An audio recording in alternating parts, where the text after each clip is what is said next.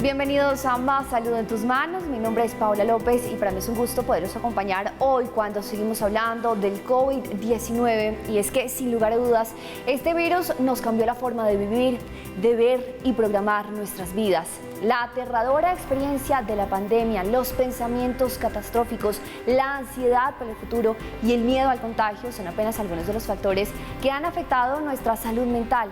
Aunque estos sentimientos son normales por la situación que vive el mundo, teniendo en cuenta la circunstancia de esta pandemia y por supuesto hay ciertas personas que desarrollan ese estrés postraumático. Hoy queremos hablar de esa afectación que impide que la vida se desarrolle con normalidad, o por lo menos como así conocíamos la normalidad. En nuestro capítulo de hoy queremos entender y enfocarnos de qué se trata ese trastorno, cómo podemos manejarlo, cómo podemos ayudar a nuestro ser querido a que se recupere de esa situación. Y recuerden también que su opinión es muy importante para nosotros. Estamos recibiendo sus comentarios, sus inquietudes, sus preguntas a través de nuestras redes sociales. En la cuenta de Instagram, @RedMásTV, encuentran posts de todos los programas. Ahí ubican Más Salud en tus Manos y por supuesto estaremos pendientes de todo lo que nos quieren decir. Les damos la bienvenida a un capítulo más para concentrarnos en nuestra salud. La experiencia de la pandemia por el COVID-19 ha puesto en peligro la salud mental de quienes han padecido este virus, generando en ellos estrés postraumático. Infortunadamente, a nivel psicológico quedan muy asustadas con una serie de sintomatologías que posteriormente se complejizan. Es normal que tanto las personas que se han contagiado con COVID y quienes no sientan miedo frente a una situación tan compleja como la pandemia. Viene con componentes de recuerdos, de situaciones, de experiencias y de vivencias que, aunque no hayan sido en una magnitud tan severa, la recreación que hace la persona siempre incapacita para poder avanzar en todo su proyecto de vida. Los problemas se presentan durante los 3 primeros meses después del evento traumático. Para diagnosticar a una persona con estrés postraumático, los síntomas generados deben durar más de un mes y estos deben inferir en su entorno laboral y personal. La salud mental hoy se encuentra en un SOS. Es importante que las personas den ese primer paso. Para cada proceso se necesita la aceptación. Y como siempre en este espacio tenemos invitados, expertos que nos hablan del tema en el cual concentramos nuestra atención. Hoy de ese paso a paso para superar esta situación hemos invitado a Camilo Arbeláez Gómez, él es psicólogo de la Universidad de La Sabana, también especialista en trastornos emocionales y afectivos. Camilo, muchísimas gracias por acompañarnos y empecemos con esa pregunta. Después de sufrir COVID-19, ¿qué probabilidad hay de sufrir un estrés postraumático? Hola, ¿qué tal, Paola? Pues muchísimas gracias por estar acá. Un saludo a toda la gente que nos está en este momento viendo. Y pues muy interesante tocar este tema. ¿Qué probabilidad hay de que una persona pueda entonces experimentar un estrés postraumático después de esta situación? Obviamente tenemos que analizar cuáles han sido los eventos que cada persona ha tenido que experimentar.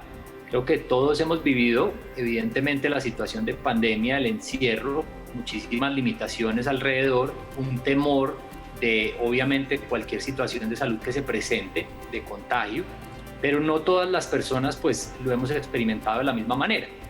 Y eso tiene que ver con la forma en la que procesamos los eventos cada persona.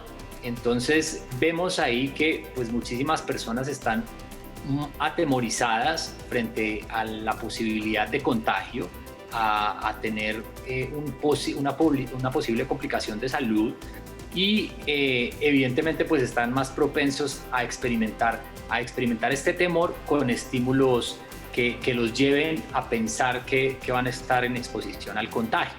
Entonces, por ejemplo, el hecho de que una persona haya permanecido encerrada por muchísimo tiempo y todavía esté ahí sin tener mucho contacto social, en el momento en que la persona vaya a tener algún tipo de contacto, puede en ese momento experimentar un temor intenso al contagio hemos visto en este momento con la pandemia que hay personas que sienten los síntomas descritos por el COVID, pero cuando llegan a hacerse la prueba y reciben los resultados, no tienen finalmente el COVID positivo. Es decir, que al final mentalmente están experimentando todas estas sensaciones. También hay algo importante, es las personas que estuvieron ya o pasaron por una situación de COVID, experimentaron la situación y fue de pronto una situación muy dura, muy difícil de manejar, un estado de salud complejo. Seguramente en el momento en que tengan estímulos relacionados con eso, por ejemplo, con alguna persona que les habló cerca, de pronto sin tapabocas, eso podría ser un estímulo para desencadenar un posible estrés postraumático. Ok, hablamos entonces de esa diferente respuesta que cada uno da frente a esos eventos y nos concentramos en el tema del contagio, porque si bien pues hace unos meses todos estábamos en cuarentena, casi que pudimos experimentar lo mismo y nos daba un poco de miedo el tema de reincorporarnos a la sociedad, de ir al supermercado y bueno, de tener ese contacto. Pero hablemos de otro tipo de situaciones que incluso pueden causar lesiones más complicadas de llevar, como el estar en una unidad de cuidados intensivos, es decir, el sonido de las máquinas, el ya salir, el temor, la familia, la angustia de esa recuperación física que también seguramente tiene un proceso. Entonces hablemos también de esa situación. ¿Cuándo se habla de un trastorno, de ese estrés como trastorno y no simplemente como pues una secuela que podría llamarse normal? Claro, entonces, qué buena pregunta, Paola. Cuando nosotros hablamos de un trastorno, estamos hablando de una situación que nos está impidiendo funcionar como generalmente lo hacemos en nuestro día a día o en nuestra vida. Entonces es diferente cuando una persona que tuvo contagio, como lo mencionabas, y de alguna manera, por ejemplo, decías el sonido de algún instrumento quirúrgico o algo que pueda relacionarlo con ese momento en donde tuvo esta incapacidad, donde pasó por todos estos episodios, podría experimentar algún temor. Pero si ese temor, por ejemplo, lo está llevando a no asistir, no volver a pisar una clínica, por ejemplo, si tiene un familiar que está experimentando COVID y necesita de pronto asistir por alguna información o hacer algún acercamiento y no lo hace, esto ya le está impidiendo funcionar en su día a día, ¿sí? En ese caso, entonces, podríamos estar hablando ya de un trastorno. O, por ejemplo, una persona que también pasó por esto y deja de relacionarse con su familia, no vuelve a hablar con nadie, no tiene contacto porque siente que por ahí va a volver a tener el contagio, entonces está dejando de funcionar a nivel familiar. Y esto ya, digamos que está representado como un tipo de trastorno. Y es que cuando en este espacio, Camilo, hemos hablado de salud mental, hemos mencionado también la importancia de los grupos de apoyo, del apoyo de la familia, del apoyo de los amigos, y ahí es cuando entonces queremos entender cómo funciona el COVID-19 en este apoyo, ¿no? Porque entonces también creo que la persona se está sintiendo culpable si llegó a contagiar a otros miembros de su familia o si quizás los contagia cuando él se expone y así como que la cabeza nos empieza a jugar una mala pasada. Tenemos una breve pausa, pero ya seguimos entonces con Camilo Arbeláez Gómez, él es psicólogo de la Universidad de La Sabana, especialista en trastornos emocionales y afectivos, y hablamos de esa otra secuela mental del COVID-19.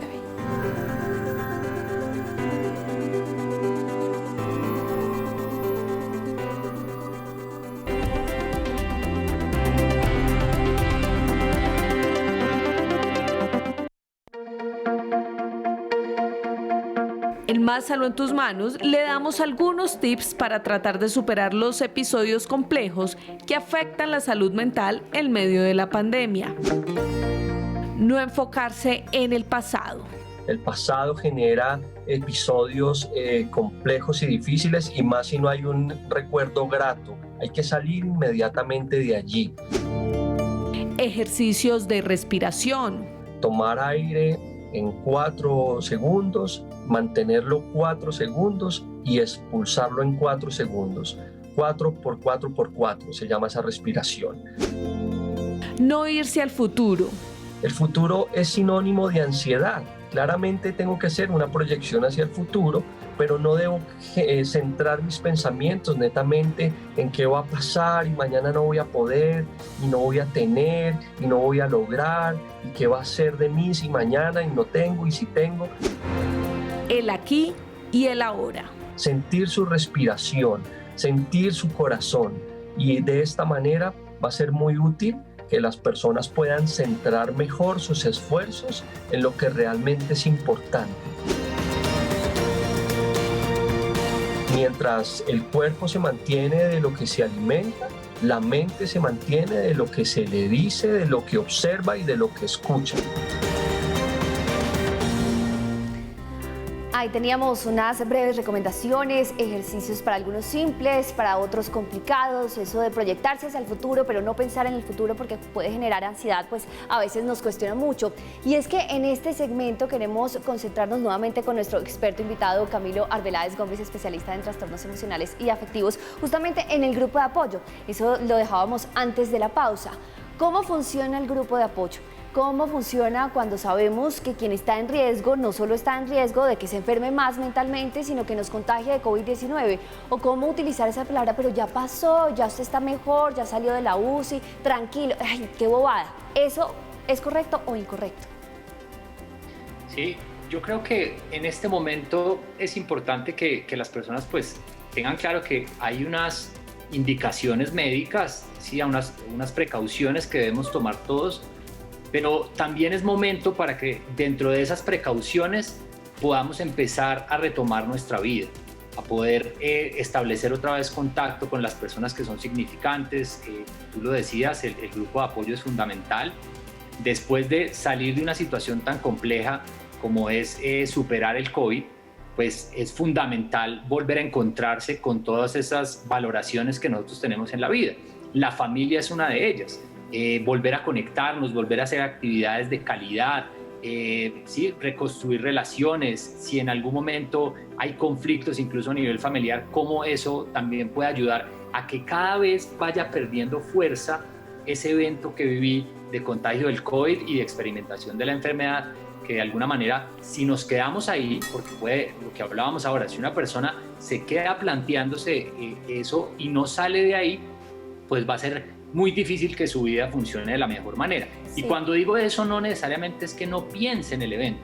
Creo que hay algo acá que aclarar, y es cuando nosotros tratamos de olvidar algo, a la fuerza tratamos de decir, no voy a recordar más esto, el evento que viví del COVID fue un evento muy negativo, entonces lo voy a alejar de mi vida. Eso hace que lo recordemos cada vez más. Entonces, ¿qué pasa? Todas estas experiencias nos enseñan, y si las dejamos ahí y les permitimos estar, pero les dejamos de dar fuerza en la medida en que nos conectamos con nuestro presente, porque estamos viviendo, pues a pesar de que esté ahí, ya no va a ser tan importante. Entonces, digamos que eso es fundamental. También, entonces, a nivel social, en términos de amigos, de personas cercanas, es importante volver a retomar ese contacto. Si teníamos de alguna manera una vida social, no necesariamente tenemos que ir a espacios conglomerados, ¿no? Podemos estar con una persona, dos personas, con tapabocas, cuidando las precauciones que podamos tener, pero empezándonos a conectar nuevamente, a ver cómo esas personas empiezan a transformar nuestra vida, a hacer que nuestro presente sea satisfactorio a través del contacto. Camilo, y entrando entonces en esa especialidad en trastornos emocionales y afectivos, y cuando ya teníamos estas recomendaciones de hacer ejercicios para respirar, de no enfocarse en el pasado, cuando tenemos eso presente, hablemos entonces de esos hábitos nocivos para la salud mental, de esos hábitos que podríamos identificar en nuestras personas cercanas que de pronto prenden las alarmas sobre lo que podría ser ese estrés o ese trastorno de estrés postraumático.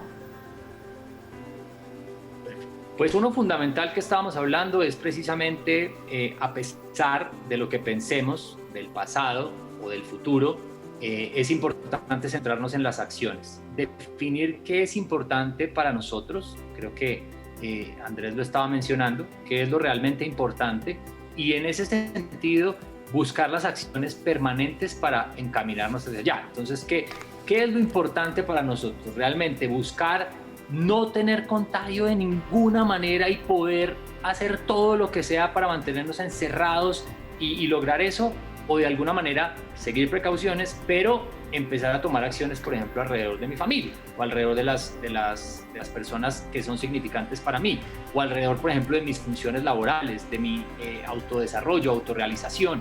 Entonces, es fundamental que las personas pues tengan esto claro. Es como un elemento importante para poder afrontar todo esto pues, de la mejor manera.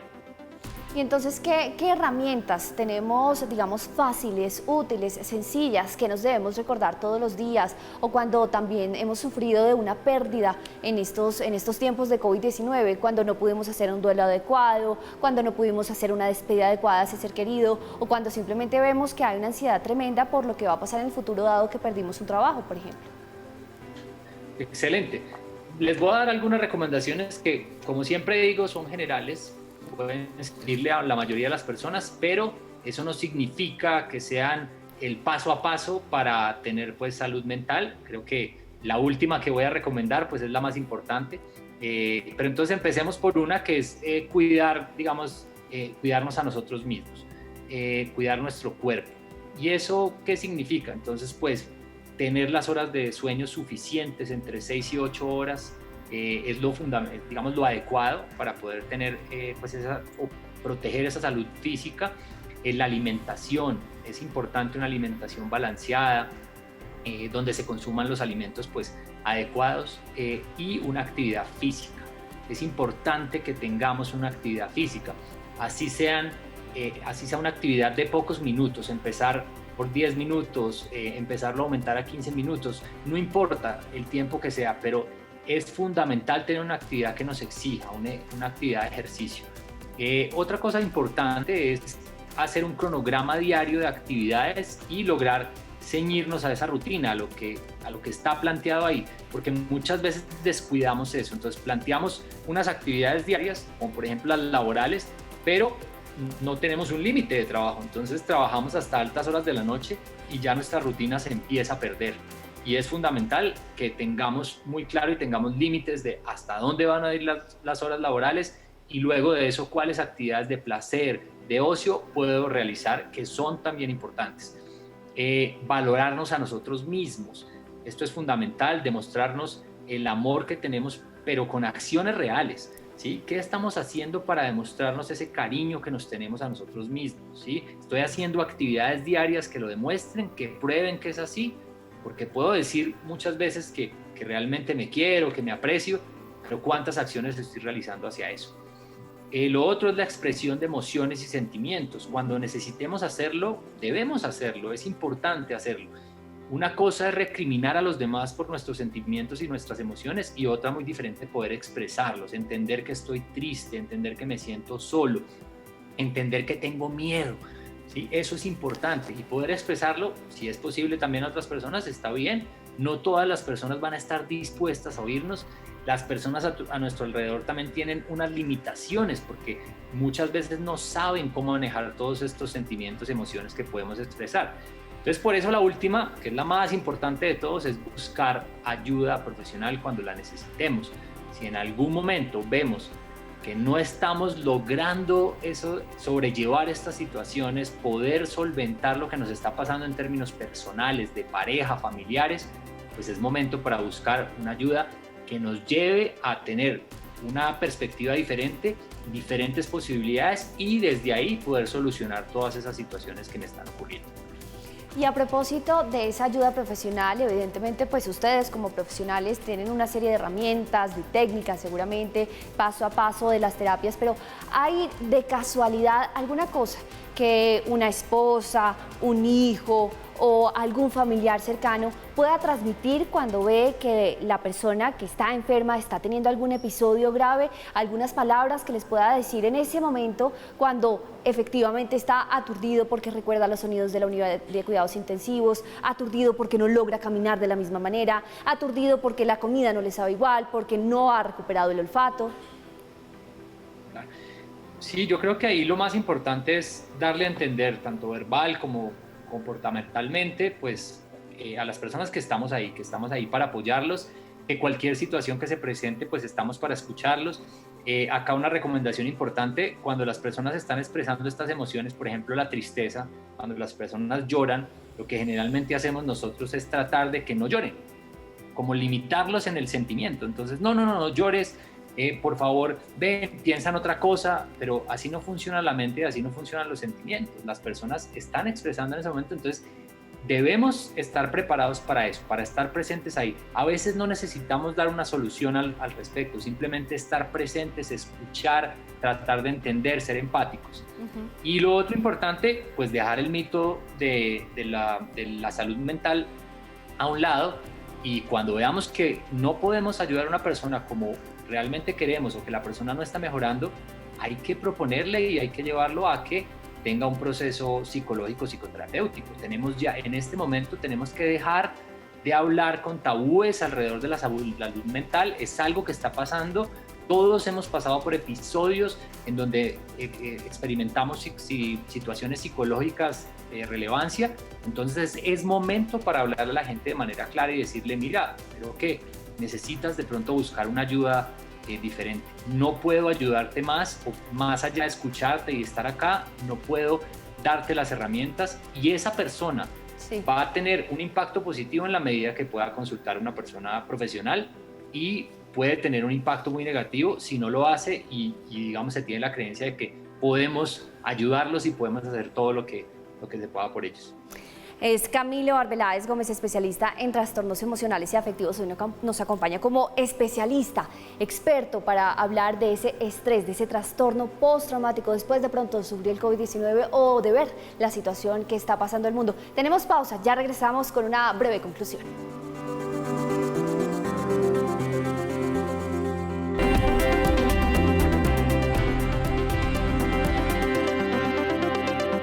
Regresamos, este es el último segmento de Más Salud en tus Manos. Hoy estamos hablando de esa otra secuela del COVID-19 que no tiene que ver con nuestra salud física, sino con nuestra salud mental. Nos acompaña Camilo Arbeláez Gómez, especialista en trastornos emocionales y afectivos. Y antes de continuar con él, quiero hacerles una invitación muy especial a que ingresen también a nuestro canal de YouTube, Red Más TV. ¿Por qué? Porque ahí encuentran varios programas de Más Salud en tus Manos. Ese que a usted le inquieta, ese que a usted le llama la atención, lo puede ver nuevamente ahí en nuestro canal de YouTube. Y ahora sí, Camilo, volvamos entonces a este tema, porque ya habíamos visto recomendaciones, ya estamos viendo como ese paso a paso, como el querernos, el cuidarnos, cuidar nuestro sueño, cuidar nuestra alimentación, hacer actividad física, organizar un cronograma, organizar una rutina y estar alerta, porque ahora pues debemos estar, como que suena raro, estamos ansiosos, pero igual hay que estar pendientes, hay que estar alerta, ¿o no, doctor?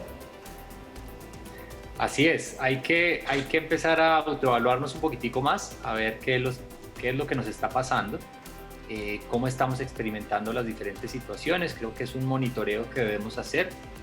En ese sentido, pues vamos a poder pues darle el manejo que se requiere a alguna situación que se presente, tanto pues médica como mental. Entonces, pues en ese sentido, pues es como invitar a las personas a eso precisamente, a evaluarse, a revisar pues cómo se están viendo en términos de relaciones con los demás, en términos de su comportamiento, en términos de lo que están pensando, ¿sí? Y no para que se juzguen por lo que piensen, sino para saber si ese pensamiento que están teniendo pues los está llevando a limitarlos. Entonces ver qué acciones se pueden generar alrededor. Claro, porque a veces dejamos que vuelen nuestros pensamientos. El tema de escribir y de escribir justamente esa rutina, ese horario, ese cronograma, o de escribir los deseos, los miedos, los anhelos, funciona mucho de pronto para alejarnos de esa nube que se nos hace en la cabeza y aterrizar un poquito. Sí, pero entonces acá algo importante, la idea, y es muy importante que quede claro para la gente, no está, el punto acá no es cómo sacamos todos estos pensamientos y escribimos entonces lo que queremos pensar, porque se vuelve una lucha en nuestra cabeza casi incontrolable. Lo interesante acá es cómo empezar a observar esos pensamientos, a entender que están ahí y a determinar nuevamente cuáles son las acciones que queremos realizar para solucionar las dificultades que tenemos. El escribir funciona muy bien para el tema de conciencia, para estar consciente, así como cuando generalmente en el trabajo lo hacemos, ¿no? Ponemos nuestras actividades, nuestras funciones, nuestras tareas y tratamos de cumplirlas, entonces estamos haciendo un checklist de todo lo que tenemos planteado y vamos revisando qué cosas vamos sacando adelante. Pero en temas personales y en temas psicológicos se nos olvida un poco esa parte. Entonces no tenemos tan consciente esas acciones que estamos trabajando para crecer personalmente, ¿sí? Para solucionar dificultades que están ahí emocionales y afectivas. Entonces sí es un ejercicio fundamental, pero lo mismo, volviendo al principio, es tratar de que esos pensamientos, aunque estén ahí, nos demos cuenta que finalmente son frases, son oraciones que están ahí, pero no pueden hacernos daño. Simplemente lo que sí podemos determinar es nuestro comportamiento, qué es lo que queremos hacer, y con eso le restamos importancia al pensamiento. Excelente esa última parte, última conclusión.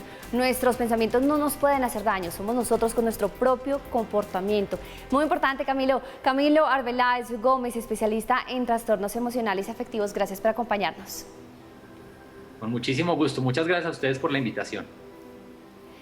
Y es que, como lo decíamos al inicio, pues el COVID-19 nos ha transformado, nos ha dado muchas lecciones, pero otras que nos cuesta bastante aprender, porque las situaciones que han vivido muchas personas no han resultado sencillas. No ha sido fácil tener un contagio, no ha sido fácil ver cómo nuestros seres queridos han perdido la vida de pronto o hemos perdido nuestro trabajo. Esta situación no ha pasado. Esta situación nos obliga a seguirnos cuidando. Uso de tapabocas, lavado de mano, distanciamiento físico, la vacunación también es muy importante. Nosotros seguimos con más Salud en tus Manos en una próxima entrega. Gracias por acompañarme.